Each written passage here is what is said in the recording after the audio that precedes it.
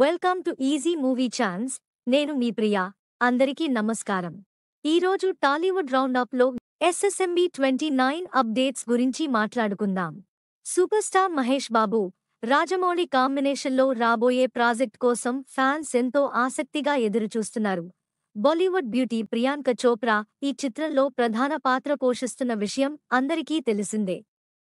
ప్రియాంక తన సోదరుడు సిద్ధార్థ చోప్రా వివాహ వేడుకలకు హాజరు కావడానికి 2 వారాల పాటు విరామం తీసుకున్నారు. ఎస్ఎస్ఎంబి 29 రెండవ షెడ్యూల్ ఈ రోజు నుండి ప్రారంభమైంది.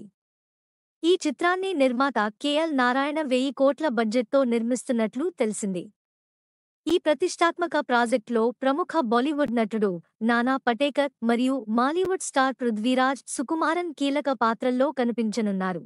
ఈ సినిమా షూటింగ్ను దాదాపు 1000 మందితో ప్లాన్ చేస్తున్నారట. అయితే ఎక్కడ ప్లాస్టిక్ బాటిల్స్ వాడకూడదని, గాజు సీసాలను మాత్రమే వాడాలని సూచించారట జక్కన్న. అలాగే ప్లాస్టిక్ వస్తువులను కూడా తప్పనిసరి పరిస్థితుల్లోనే వాడాలని చెప్పారట. కీరవాణి సతీమణి వల్లి ఇచ్చిన ఐడియా ప్రకారం ఈ నిర్ణయం తీసుకున్నారట. దీనివల్ల పర్యావరణ పరిరక్షణకు సహాయపడినట్లు అవుతుందని భావిస్తున్నారు.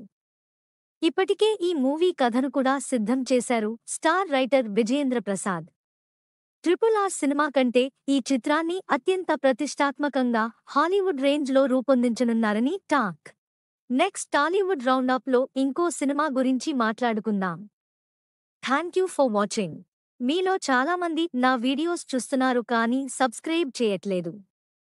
సబ్స్క్రైబ్ చేసి కింద బెల్ ఐకాన్ క్లిక్ చేయండి.